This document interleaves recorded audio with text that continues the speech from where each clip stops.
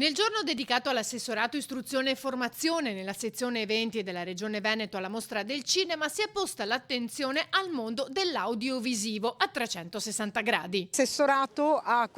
voluto questo spazio proprio per dire anche che le professioni dell'audiovisivo devono diventare un'occasione per formare maestranze sempre più capaci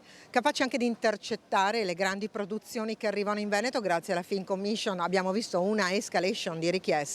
ma quando una produzione viene in Veneto deve poter trovare tutto: il macchinista, il montatore,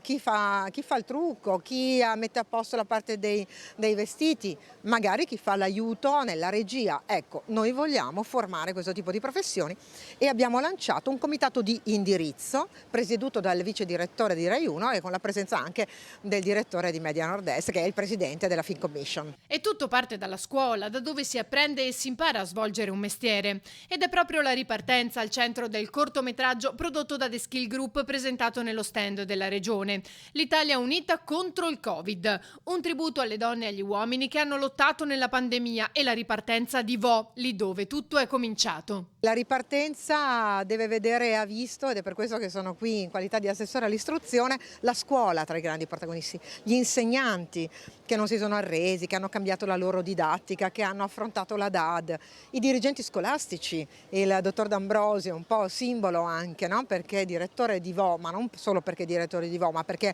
ha voluto mettere tanta capacità organizzativa, tanti nuovi stimoli, e i bambini, i nostri studenti, che sono coloro che devono guardare ad una nuova vita, perché sarà tutto con comportamenti diversi anche per il futuro, ma sapendo che la normalità passa dalla prima comunità che insieme alla famiglia è la scuola.